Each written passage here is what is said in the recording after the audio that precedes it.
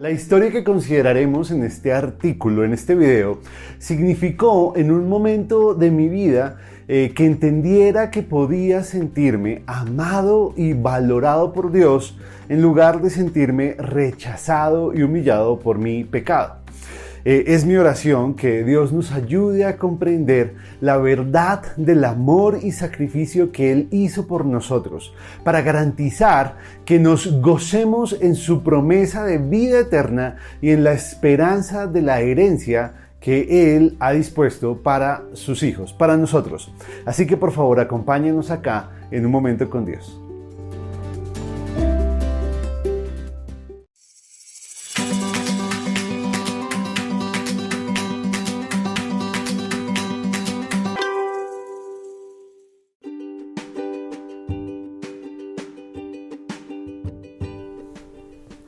El pasaje que estudiaremos el día de hoy lo encontramos en Génesis capítulo 21, versos 9 al 12. Dice: Y vio Sara que el hijo de Agar, la egipcia, el cual ésta le había dado a luz a Abraham, se burlaba de su hijo Isaac. Por tanto, dijo Abraham: Echa a esta sierva y a su hijo, porque el hijo de esta sierva no ha de heredar con Isaac mi hijo. Este dicho pareció grave en gran manera a Abraham a causa de su hijo. Entonces dijo Dios a Abraham: No te parezca grave a causa del muchacho y de tu sierva. En todo lo que te dijere Sara, oye su voz, porque en Isaac te será llamada descendencia.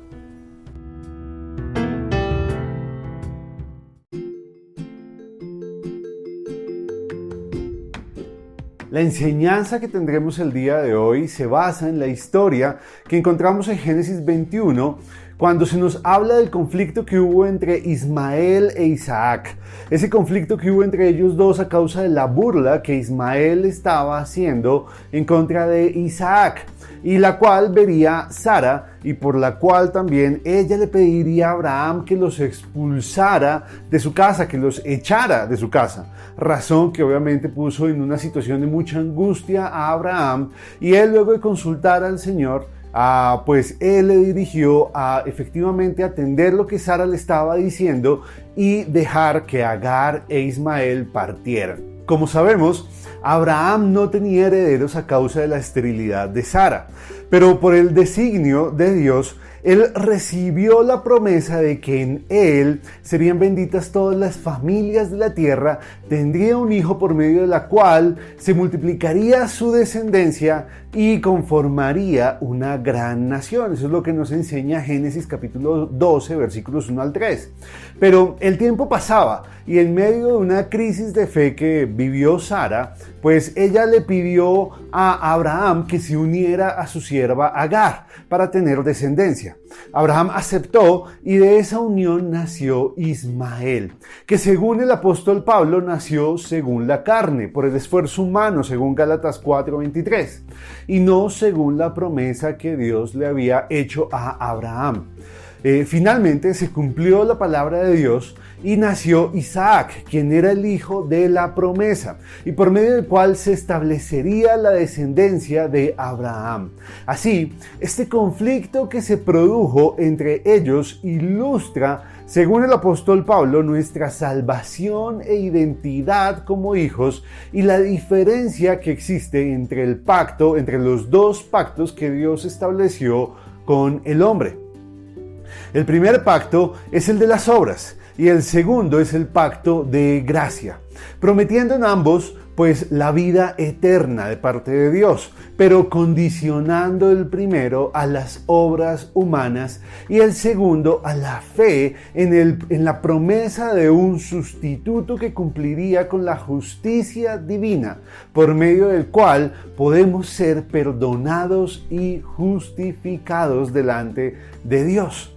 En este sentido, Agar e Ismael ilustran el pacto de las obras, ya que por ellas Abraham obtuvo una descendencia, mientras que Sara e Isaac ilustran el pacto de gracia, que se basa en la promesa de Dios, no en las obras humanas, y es cumplida en Isaac.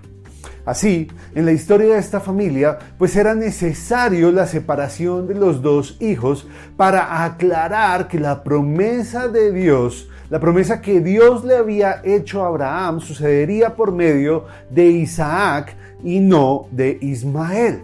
Sin embargo, la descendencia que se le cuenta a Abraham también incluye a todos los que hemos creído en la promesa que Dios hizo de un sustituto que es Cristo.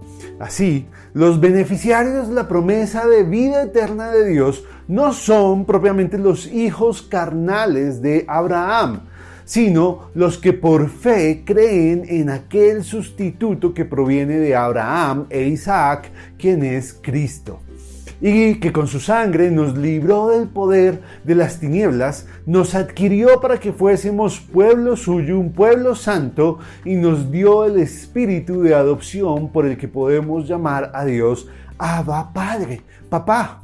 Ahora, ¿qué tiene que ver todo esto con nosotros? Es una pregunta que tal vez nos estamos haciendo en este punto. Pues que gracias a la promesa de Dios y a la obra de salvación de Cristo en la cruz, tú y yo tenemos el derecho a ser llamados hijos de Dios, legítimos, dignos y con todos los derechos que ello nos transfiere. Por eso ya no somos esclavos de las obras y no estamos condenados a la muerte eterna, porque por nuestro pecado nunca hubiésemos podido satisfacer por nuestras propias obras la demanda de justicia que Dios exige. Así, los que hemos creído en la promesa a través de Cristo somos hijos amados por Dios, escogidos, salvados por Dios, gozamos del título de coherederos de Cristo y tenemos la esperanza de recibir una herencia incorruptible, incontaminada e inmarcesible y reservada en los cielos para nosotros. Así que todo esto es muy especial, porque esto es el plan de Dios para que pudiésemos ser hijos suyos, para que pudiésemos ser parte de su pueblo, que no propiamente son el pueblo de Israel en un sentido carnal y humano, sino en un sentido espiritual. Y todos nosotros, los que hayamos creído en Cristo como nuestro Salvador personal, somos parte del Israel espiritual, del pueblo santo de Dios, y gozamos de los mismos privilegios y somos coherederos de Cristo porque somos hijos de Dios.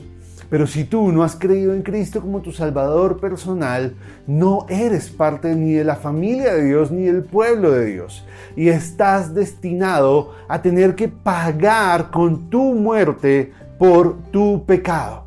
Así que tu única salvación y esperanza es la obra de Cristo, quien cumplió a cabalidad las demandas de justicia que Dios exige y por medio del cual podemos, confiando en Él y en su sacrificio, arrepentirnos de nuestro pecado y declarar que creemos en Él y que queremos ser llamados hijos de Dios. Así que, hermano, esa es tu esperanza. Por favor, arrepiéntete, confiesa al Señor, a Jesús como tu Señor, y reconoce que el sacrificio de Cristo paga por tus pecados.